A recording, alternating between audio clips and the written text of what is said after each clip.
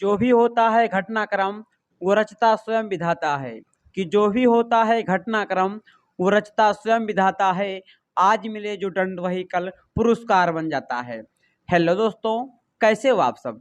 दोस्तों, आज का वीडियो आपके लिए बहुत ही ज़्यादा खास होने वाला है, क्योंकि दोस्तों आज के इस वीडियो में केवल इसी एक वीडियो में मैं क्लास 10th सामाजिक विज्ञान के जितने सभी संपूर्ण बुक के मोस्ट इम्पॉर्टेंट क्वेश्चन हैं जो 2023 के बोर्ड एग्जाम में 3 मार्च को आएगा, मैं गारंटी के साथ कह रहा हूँ, उन्हीं क्वेश्चन को आज हम देखने वाले हैं।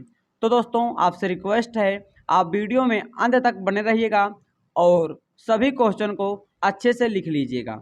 दोस्तों चाहे आपको वीडियो को 1.5x पर ही क्यों ना देखना पड़े, ठीक है दोस्तों, तो आप इसको कर लीजिएगा, ठीक है, और स्पीड में आप वीडियो को देख लीजिएगा। तो चलिए टाइम को ना वेस्ट करते हुए वीडियो को स्टार्ट करते हैं। तो दोस्तों यहाँ पर हमारा फर्स्ट क्वेश्चन है। तो दोस्तों सत्ता की साझेदारी क्या होती है, सिंपल सा इसका आंसर है, आप अच्छे से तैयार कर लीजिएगा। सेकंड क्वेश्चन, गठबंधन सरकार क्या होती है। दोस्तों क्या है, गठबंधन सरकार जो है क्या होती है, आप इसको भी अच्छे से तैयार कर लीजिएगा। अगला question, question number third, Sri Lanka में बहुसंख्यकवाद, बहुत ही ज़्यादा इंपॉर्टेंट क्वेश्चन।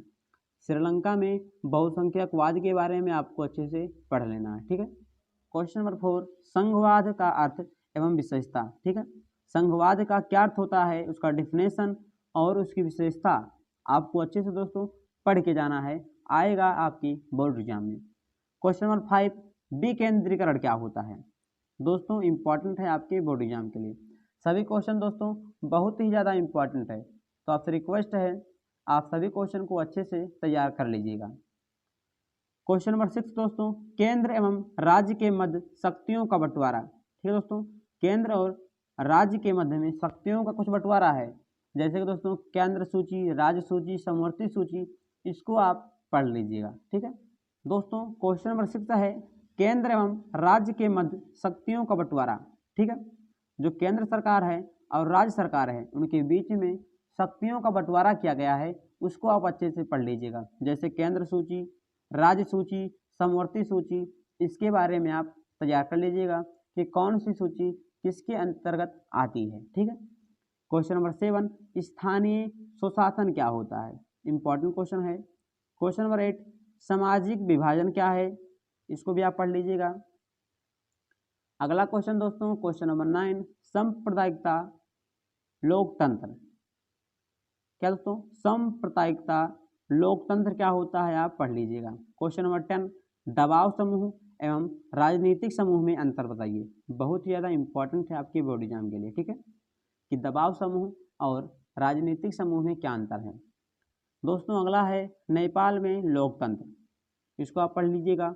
और लोकतंत्र क्या होता है दोस्तों, ये क्वेश्चन जो है मैं गारंटी के साथ कह रहा हूँ कि आपके बोर्ड एग्जाम में आएगा, ठीक है, लोकतंत्र के बारे में आएगा, आप देख लीजिएगा दोस्तों, लॉन्ग आंसर टाइप में क्वेश्चन आएगा तो आएगा, ठीक है। तो इसलिए आपसे रिक्वेस्ट है आप सभी को अच्छे से पढ़ लीजिएगा, इसको दोस्तों पढ़ के जाइएगा लोकतंत्र। क्वेश्चन नंबर 13 है, राष्ट्रीय आय एवं प्रति व्यक्ति आय, दोस्तों ये क्या है, इसको भी आप पढ़ लेना है आपको। National income and per capita income जो होता है, इसको भी आप अच्छे से पढ़ लीजिएगा। अगला क्वेश्चन दोस्तों, विकसित देशों की विशेषताएं लिखिए। ये जो क्वेश्चन दोस्तों इसके जो उत्तर हैं बहुत ही दोस्तों आसान से क्वेश्चन है। 14 है, विकसित देशों की विशेषताएं क्या होती हैं। कोई भी देश विकसित है उसकी कौन कौन सी विशेषताएं होती है, आप इसको अच्छे से पढ़ लीजिएगा। दोस्तों इन सभी का जो आंसर है इतना ज़्यादा आसान है कि अगर एक बार आप देख लेते हैं तो आपको दोस्तों बहुत ही अच्छे से याद हो जाएगा, ठीक है। क्वेश्चन नंबर 15, अर्थव्यवस्था क्या होता है, इसका डिफिनेशन, ठीक है, या इसका अर्थ क्या होता है, आप अच्छे से पढ़ लीजिएगा। इसके दोस्तों कुछ पार्ट हैं, कुछ प्रकार हैं, प्राथमिक, द्वितीयक और तृतीयक, ये बहुत ही ज़्यादा इम्पॉर्टेंट, ठीक है। जैसे प्राथमिक में कृषि आता है, द्वितीयक में दोस्तों जो मील होते हैं ये सब आते हैं, तो इसको आप अच्छे से पढ़ लीजिएगा, बहुत ही ज़्यादा इम्पॉर्टेंट है। लोकतंत्र हो गया, प्राथमिक, ये जो अर्थव्यवस्था है ये बहुत ही ज़्यादा मोस्ट इम्पॉर्टेंट है। क्वेश्चन नंबर 16 है, नरेगा क्या होता है, इसको आप अच्छे से पढ़ लीजिएगा। दोस्तों क्वेश्चन नंबर 17, खुली बेरोजगारी और प्रच्छन्न बेरोजगारी क्या है। बहुत ही आसान सा दोस्तों। खुली बेरोजगारी क्या होती है, जो उसको देखने में लगे कि ये बेरोजगार है। प्रच्छन्न मतलब क्या होता है, जो छिपी हुई बेरोजगारी। इस बेरोजगारी को हम छिपी बेरोजगारी भी कहते हैं। ठीक है, 10 लोग काम कर रहे हो, काम है 2 इंसान का और भिड़े हो 10 लोग, तो उसी को बोलते हैं क्या, प्रच्छन्न बेरोजगारी। अगला दोस्तों बहुत ज़्यादा इम्पोर्टेंट है, संगठित और असंगठित क्षेत्र। ठीक है, क्वेश्चन नंबर 19, विदेशी व्यापार क्या होता है दोस्तों, और यहाँ पर वैश्वीकरण ग्लोबलाइजेशन क्या होता है, लाभ और उदाहरण दीजिए। ठीक है, और भारत में उपभोक्ता आंदोलन। दोस्तों नागरिक शास्त्र और अर्थशास्त्र में यही 20 क्वेश्चन अगर आप पढ़ लेते दोस्तों, तो आपके दोस्तों एक भी क्वेश्चन बोर्ड एग्जाम में छूटने वाले नहीं हैं। दोस्तों यहाँ पर हमारा क्वेश्चन नंबर फर्स्ट है, जर्मनी का एकीकरण कब एवं कैसे हुआ था। क्या दोस्तों, जर्मनी का एकीकरण कब एवं कैसे हुआ था, ये मोस्ट इम्पॉर्टेंट है आपके बोर्ड एग्जाम के लिए, तो आप इसको बहुत ही अच्छे से तैयार कर लीजिएगा। अगला क्वेश्चन है, बिस्मार्क कौन था। ठीक है, बिस्मार्क कौन था, वह क्यों प्रसिद्ध है। इसको मैंने दोस्तों अभी आपको बहुविकल्पीय क्वेश्चन में कराया था कि बिस्मार्क जो था वो जर्मनी के एकीकरण का जन्मदाता था। ठीक है, और वह जर्मनी का ही निवासी था। बस यही इसका उत्तर हो जाएगा। अगला क्वेश्चन है, रॉलेट एक्ट क्या है। ठीक है दोस्तों, रॉलेट एक्ट क्या होता है, ये दोस्तों क्वेश्चन इंपॉर्टेंट है आपके बोर्ड एग्जाम के लिए। अगला क्वेश्चन, जलियांवाला बाग हत्याकांड क्या है। दोस्तों ये जो सभी क्वेश्चन है दोस्तों बहुत ही आसान से हैं। ठीक है, अगर एक बार इसको आप कहानी की तरह पढ़ लेंगे तो आपको दोस्तों जिंदगी भर याद रहेगा। ठीक है, तो आप पढ़ लीजिएगा कि रॉलेट एक्ट क्या होता है एवं जलियांवाला बाग हत्याकांड क्या होता है। अगला क्वेश्चन दोस्तों बहुत ही ज़्यादा इम्पोर्टेंट है और इसको मैंने अभी आपको बहुविकल्पीय क्वेश्चन में भी कराया है। 1929 की महामंदी का भारत पर क्या प्रभाव पड़ा। ठीक है, भारत में महामंदी 1929 में आई थी, लेकिन उसका भारत पर क्या प्रभाव पड़ा। ठीक है, ये आपको बताना है और मैं गारंटी के साथ कह सकता हूँ ये क्वेश्चन दोस्तों इस बार आपके बोर्ड एग्जाम में जरूर आएगा। ठीक है, और यहाँ पर दोस्तों आप पढ़ लीजिएगा कारण। ठीक है, 1929 ईस्वी में महामंदी के आने के क्या कारण थे। ठीक है, अगला क्वेश्चन है, ब्रिटेन वुड्स समझौते का क्या अर्थ है। ब्रिटेन वुड्स एक समझौता हुआ था, उसका क्या आशय होता है, उसका क्या मतलब होता है, ये आप अच्छे से पढ़ लीजिएगा, इंपॉर्टेंट क्वेश्चन है। ठीक है, अगला क्वेश्चन, क्वेश्चन नंबर 7, 19वीं शताब्दी के दौरान अंतर्राष्ट्रीय अर्थशास्त्रियों द्वारा बताए गए 3 प्रकार के प्रवाहों का उल्लेख कीजिए। ठीक है, जब 19वीं शताब्दी में, ठीक है, जब अंतर्राष्ट्रीय अर्थशास्त्रियों द्वारा, इंटरनेशनल जो अर्थशास्त्री होते हैं उनके द्वारा जो 3 प्रकार के प्रवाह बताए गए थे वो आपको यहाँ पर उनका उल्लेख करना है, उस पर आप कमेंट करना है। ठीक है, अगला क्वेश्चन दोस्तों कि मृदा अपरदन क्या है। क्या दोस्तों, क्वेश्चन नंबर 8 है, मृदा अपरदन क्या होता है। भू क्षरण से आप क्या समझते हैं, यानी कि मृदा अपरदन की परिभाषा। ठीक है, और भू क्षरण से आप क्या समझते हैं, इसका भी डेफिनेशन आप पढ़ लीजिएगा और इसे यानी भू क्षरण से को रोकने के कोई 4 उपाय बताइए। ठीक है, तो मृदा अपरदन क्या होता है, भू क्षरण क्या होता है, भू क्षरण के को रोकने के कोई 4 उपाय यहाँ पर आपको बताना है। ठीक है दोस्तों, अगला क्वेश्चन है, जैव और अजैव संसाधन क्या होते हैं। बहुत ही आसान सा है, जैव और अजैव संसाधन क्या होते हैं, इंपॉर्टेंट क्वेश्चन है आपके बोर्ड एग्जाम के लिए। अगला क्वेश्चन दोस्तों ये भी दोस्तों बहुत ज़्यादा इंपॉर्टेंट है, बायोडाइवर्सिटी यानी कि जैव विविधता एवं चिपको आंदोलन और जल दुर्लभता क्या होती है। ठीक है, जैव विविधता क्या होता है, चिपको आंदोलन एक चलाया गया था वो क्या होता है, और जल दुर्लभता क्या होती है, ये आप अच्छे से पढ़ लीजिएगा। ठीक है, अगला क्वेश्चन है क्वेश्चन नंबर 11, भारतीय अर्थव्यवस्था में कृषि का क्या महत्व है। ठीक है, जो भारतीय इकोनॉमी है उसमें कृषि का क्या महत्व होता है आपको बताना है। ठीक है, जैसा कि आप सभी जानते होंगे कि भारतीय अर्थव्यवस्था में जो कृषि है वो हमारे प्राइमरी सेक्टर में, उसे हम प्राथमिक क्षेत्र में रखा गया है। ठीक है, तो आपको बताना है कि भारतीय अर्थव्यवस्था में कृषि का, एग्रीकल्चर का क्या महत्व होता है। ठीक है, अगला क्वेश्चन है भारतीय कृषि की कोई 3 विशेषता बताओ। जो भारतीय कृषि है, ठीक है, उसका कोई आप 3 विशेषता यहाँ पर बता सकते हैं, ठीक है।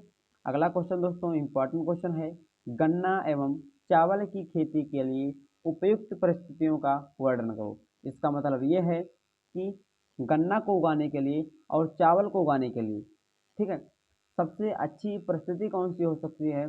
सबसे अच्छी परिस्थिति, नमी, तापमान, ठीक है, ये सब कैसा हो सकता है आपको यहाँ पर बताना है कि अगर आप गन्ना उगा रहे हैं, चावल उगा रहे हैं, तो उसके लिए तापमान कितना होना चाहिए, सब कुछ यहाँ पर आपको लिखना है, ठीक है। अगला क्वेश्चन दोस्तों, आधात्विक खनिज क्या है। ऊर्जा के परंपरागत स्रोत किसे कहते हैं, ठीक है, बहुत ही ज़्यादा इंपॉर्टेंट है कि आध्यात्मिक खनिज क्या है, ऊर्जा के परंपरागत स्रोत किसे कहते हैं, ये आप अच्छे से पढ़ लीजिएगा। और यहाँ पर दोस्तों हमारा अगला क्वेश्चन दिया गया है, हमें खनिजों के संरक्षण की क्यों आवश्यकता है। यानी कि संरक्षण का मतलब होता है बचाव, तो हमें खनिजों के बचाव के लिए बचाव क्यों आवश्यक है, हम उसे क्यों बचाना चाहते हैं, कोई ना कोई तो रीजन होगा, तो यहीं पर आपको उस रीजन को यहाँ पर लिख देना है, ठीक है। अगला क्वेश्चन है, सड़क परिवहन के कोई 3 लाभ बताइए। बहुत ही आसान सा है कि सड़क परिवहन के कोई 3 लाभ यहाँ पर आपको बताना है। दोस्तों इतने थे लघु उत्तरीय प्रश्न, आप केवल इतना ही अच्छे से पढ़ लेना है। अब हम बात कर लेते हैं हमारे दीर्घ उत्तरीय प्रश्न के बारे में। दोस्तों यहाँ पर हमारा दीर्घ उत्तरीय प्रश्न है, किन्हीं 2 देशों पर ध्यान केंद्रित करते हुए बताएं कि 19वीं सदी में राष्ट्र किस प्रकार विकसित हुए।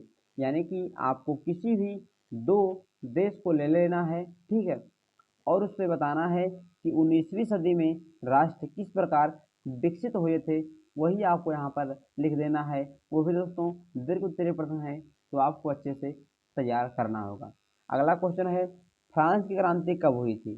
ठीक है दोस्तों, कि फ्रांस की क्रांति कब हुई थी, ये आपको दोस्तों विस्तार में पढ़ना है, कब हुई, क्या कारण थे, ठीक है, ये आप अच्छे से पढ़ लीजिएगा।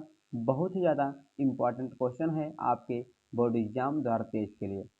अगला क्वेश्चन है, वियना संधि सम्मेलन कब और कहाँ हुए थे। ठीक है, एक संधि हुई थी, ठीक है दोस्तों, अब वियना संधि, उसका सम्मेलन कहाँ हुआ था और कब हुआ था, ये आप अच्छे से तैयार कर लीजिएगा, आपके बोर्ड एग्जाम में दीर्घ उत्तरीय प्रश्न में पूछा जाएगा। ठीक है, अगला क्वेश्चन है दोस्तों, जिसको मैंने आपको लघु उत्तरीय प्रश्न के पहले क्वेश्चन में बता दिया था, जर्मनी और इटली के एकीकरण को समझाइए। यानी कि जर्मनी का एकीकरण कैसे हुआ था, ठीक है, किस सन में हुआ था, इटली का एकीकरण कब हुआ था, किस सन में हुआ था, आपको यहाँ पर समझाना है। अगला क्वेश्चन है, राष्ट्रवाद से आप क्या समझते हैं। ठीक है, राष्ट्रवाद क्या होता है, ठीक है, यहाँ पर आपको बताना है। दोस्तों जैसे कि लेसन ही फर्स्ट हमारा है यूरोप में राष्ट्रवाद, अगला क्वेश्चन, अगला जो लेसन है वो है भारत में राष्ट्रवाद। तो यहाँ पर पूछा है कि राष्ट्रवाद आखिर क्या होता है, आपको बताना है। ठीक है, अगला क्वेश्चन दोस्तों बहुत ज़्यादा इम्पोर्टेंट है कि महात्मा गांधी द्वारा चलाए गए 3 आंदोलन को लिखिए। ठीक है दोस्तों, जैसा कि आप सब जानते हैं कि महात्मा गांधी जी के द्वारा 3 आंदोलन प्रमुख जो चलाए गए थे, असहयोग आंदोलन, सविनय अवज्ञा आंदोलन और भारत छोड़ो आंदोलन चलाए गए थे। ठीक, 1920, 1930, 1942 में। तो इम्पोर्टेंट है दोस्तों, और आप इस आंदोलन को, इन तीनों आंदोलन को अच्छे से तैयार कर लीजिएगा। अगला क्वेश्चन है, प्राकृतिक संसाधन क्या है। क्या दोस्तों, प्राकृतिक संसाधन क्या है, संरक्षण की आवश्यकता क्यों होती है। यानी कि प्राकृतिक संसाधन आखिर क्या होता है और इसको, इसके बचाव के लिए, इसके संरक्षण के लिए आखिर क्या आवश्यकता है। ठीक है दोस्तों, हम इसे क्यों बचाते हैं, कोई ना कोई तो रीजन होगा, जहाँ पर आपको रीजन लिखना है। अगला क्वेश्चन दोस्तों, भारत में पाई जाने वाली मिट्टी के प्रकार लिखो। सिंपल सा क्वेश्चन है कि भारत में जितनी प्रकार की 7-8 प्रकार की मिट्टियाँ पाई जाती हैं, यहाँ पर आपको अच्छे से लिख देना है। ठीक है दोस्तों, और आपको पूरे का पूरा नंबर यहाँ पर अच्छे से मिल जाएगा। दोस्तों अब हम बात कर लेते हैं हमारे अगले क्वेश्चन पर।